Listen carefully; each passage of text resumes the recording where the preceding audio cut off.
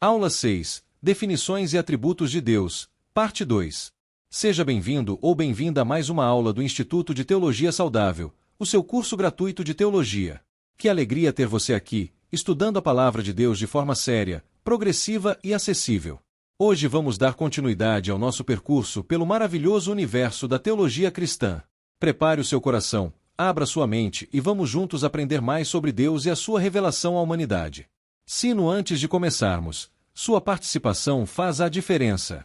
Se este curso gratuito de teologia está sendo uma bênção para você, por favor, inscreva-se no canal e clique em notificações, o sininho, para não perder nenhuma aula. Compartilhe este curso com amigos, familiares, líderes e membros da sua igreja. É totalmente gratuito e pode transformar vidas. Taxinha, leia a descrição do vídeo. Lá você encontrará indicações de canais e conteúdos cristãos, teológicos e de liderança cuidadosamente selecionados. 1. Apresentação da aula. Continuamos hoje nosso estudo sobre os atributos de Deus, as qualidades que compõem o seu ser eterno e perfeito. Na aula anterior, estudamos a vida, a espiritualidade, a personalidade, a triunidade, a autoexistência e a infinidade de Deus. Hoje vamos explorar mais 4 atributos naturais: imutabilidade, onisciência, onipotência e soberania, e depois mergulharemos nos preciosos atributos morais, a santidade, a bondade e a verdade de Deus. Prepare o coração, pois vamos nos aproximar ainda mais do Deus que é a fonte de toda a perfeição. 2. A imutabilidade de Deus. O 7º atributo natural é a imutabilidade, o atributo pelo qual não encontramos nenhuma mudança em Deus, nem em sua natureza, nem em seus atributos, nem em seu conselho eterno. Eu, o Senhor, não mudo. Mililitro 3:06. Porque Deus é imutável. Porque Ele é simples, sendo uma substância simples, indivisível, sem mistura, não está sujeito a variação. TG 1h17. Porque Ele é eterno, não está sujeito às variações e circunstâncias do tempo. SL 1022.26,27, HB 1h12. Porque é autoexistente, uma vez que Deus não é causado, mas existe em si mesmo, então Ele tem que existir da forma como existe, sempre o mesmo, ES 3:14.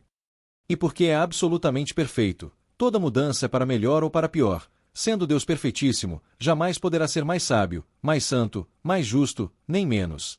É importante esclarecer: imutabilidade não significa imobilidade. Nosso Deus é um Deus de ação. Is 43:13. Algumas passagens falam de Deus como se ele se arrependesse. Por exemplo, Êxodo 32:14. Trata-se de linguagem antropomórfica, uma forma de expressar, em linguagem humana, que Deus respondeu de forma diferente diante da mudança de conduta das pessoas. A imutabilidade de Deus está em sua natureza e em seu conselho eterno, não na rigidez das suas ações históricas. 3. A onisciência de Deus. O 8º atributo natural é a onisciência, o atributo pelo qual Deus, de maneira inteiramente única, conhece-se a si próprio e a todas as coisas possíveis e reais num só ato eterno e simples. O conhecimento de Deus possui características extraordinárias. Primeiro, é arquétipo. Deus conhece o universo como ele existe em sua própria ideia, antes mesmo da sua existência como realidade finita no tempo e no espaço. Segundo, é inato e imediato. Não resulta de observação ou de processo de raciocínio. Deus não aprende, ele simplesmente sabe. Jó 37:16. Terceiro, é simultâneo. Deus conhece todas as coisas de uma vez em sua totalidade, não de forma fragmentada. Is 42:28. Quarto, é completo. Deus não conhece apenas parcialmente, mas plenamente e conscientemente. SL 1475. A onisciência inclui também a presciência, o conhecimento prévio de todas as coisas. Como Deus pode conhecer previamente as ações livres dos homens? Porque Deus decretou todas as coisas com suas causas e condições na exata ordem em que ocorrem. Sua presciência de eventos contingentes se apoia em seu decreto eterno. A ordem lógica é: conhecimento necessário, decreto, presciência. A onisciência de Deus também inclui a sabedoria. A sua inteligência manifesta na perfeita adaptação de meios e fins. Como disse H.B. Smith, a sabedoria de Deus é o seu atributo pelo qual ele produz os melhores resultados possíveis com os melhores meios possíveis, para a máxima glorificação de si mesmo. RM 11:33-36, F1 11:12, CL 1h16. 4. A onipotência de Deus. O 9º atributo natural é a onipotência, o atributo pelo qual encontramos em Deus o poder ilimitado para fazer qualquer coisa que ele queira.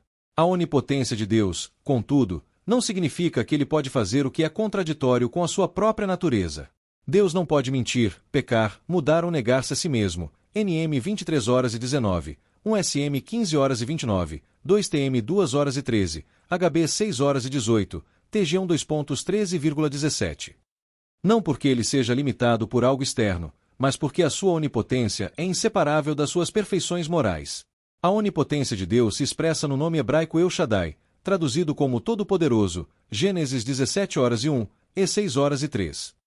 Ela abrange o domínio sobre a natureza, SL 107 2529, na 156, o domínio sobre experiência humana, SL 91.1, DN 4 1937, e o domínio sobre as regiões celestiais, DN 4h35, HB 1 1314.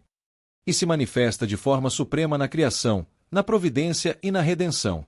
5. A soberania de Deus.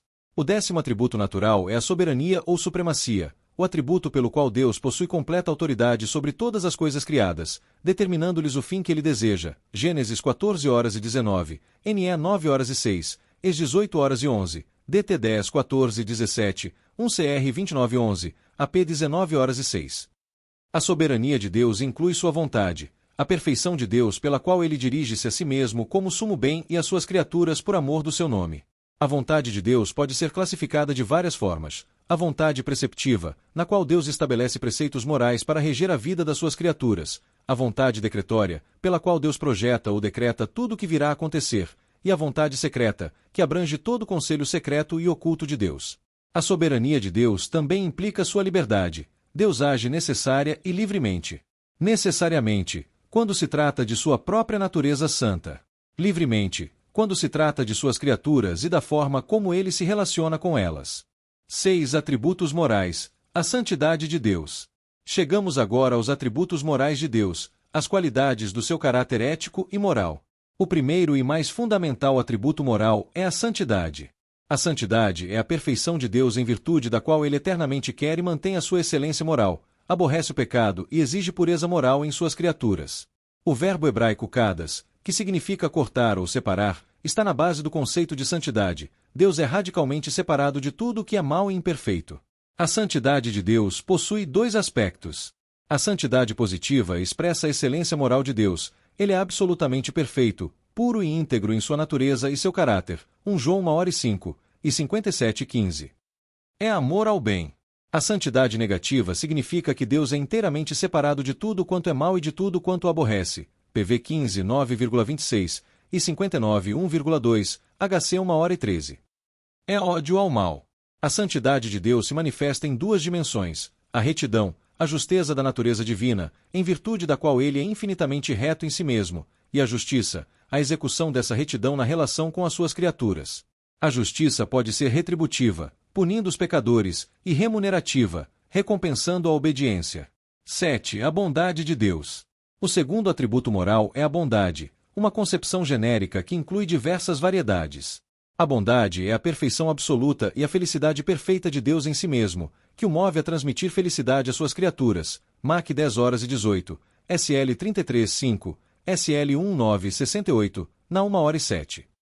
A bondade de Deus se manifesta em várias formas: benevolência, a disposição de tratar benévola e generosamente todas as criaturas, SL 1459 15,16, MT 5h45, ET 14h17. Beneficência, a bondade em ação, quando seus atributos são conferidos às criaturas. Complacência, a aprovação às boas ações e disposições, quando as criaturas se conformam com a sua vontade. Longanimidade, a paciência com os pecadores, a tolerância diante da desobediência prolongada, ES 34:6, SL 86:15, RM 2h04. Misericórdia, a bondade de Deus demonstrada para com os que se acham na miséria ou na desgraça, independentemente de seus méritos, SL 165, SL 136. Graça, a bondade de Deus exercida em prol de pessoas indignas, o ato de conceder ao pecador bênçãos que ele não merece receber. E amor, a perfeição da natureza divina pela qual ele é continuamente movido a se comunicar, não apenas um impulso emocional, mas uma afeição racional e voluntária, fundamentada na verdade e na santidade. 8. A verdade de Deus. O terceiro atributo moral é a verdade, a consonância daquilo que é asseverado com o que pensa a pessoa que fez a asseveração. No caso de Deus, a verdade é um atributo exclusivamente perfeito. Sua onisciência impede que ele cometa qualquer equívoco, e sua onipotência e imutabilidade asseguram o cumprimento de suas intenções. DT 32:4, SL 19142, JO 8h26, RM 3h04, Twitter 1h02, NM 23h19, HB 6h18. A verdade de Deus se manifesta em duas formas: a veracidade, a consonância das declarações de Deus com a realidade das coisas, fundamentada na sua onisciência, e a fidelidade, o exato cumprimento de suas promessas ou advertências, fundamentada na sua onipotência e imutabilidade. DT 7h09, SL 36:5, 1h09, HB 10h23, 1TS 5h24, LM 3h23. 9. Evidências da existência de Deus. Antes de encerrarmos esta aula, vale mencionar os principais argumentos da existência de Deus que a teologia e a filosofia identificaram ao longo dos séculos. O argumento cosmológico diz que o universo existe, e algo que existe teve início precisou de uma causa. Logo, há um ser que é a causa primeira de tudo. O argumento teleológico observa que o universo é um projeto complexo e específico, apontando para um designer inteligente. O argumento ontológico parte da ideia de um ser absolutamente perfeito, e conclui que a existência é parte de essa perfeição. O argumento moral aponta que as leis morais implicam um legislador moral. E o argumento da experiência religiosa observa que em todas as culturas e épocas os seres humanos buscam a Deus, o que sugere que existe um Deus para ser buscado. Todos esses argumentos, tomados juntos, constroem uma poderosa convergência de evidências. Mas a certeza mais profunda da existência de Deus não vem da filosofia, vem da revelação. No princípio criou Deus os céus e a terra. Gênesis 1h01. A Bíblia não argumenta a existência de Deus, ela proclama, porque Deus mesmo se revelou. 10. Síntese da aula. Nesta aula, completamos o estudo dos atributos naturais de Deus, imutabilidade, onisciência, onipotência e soberania, e exploramos os atributos morais, santidade, bondade e verdade. Juntos, esses atributos nos revelam um Deus que é ao mesmo tempo infinitamente poderoso e infinitamente amoroso, absolutamente justo e generosamente misericordioso, imutável em sua perfeição e fiel em seus compromissos.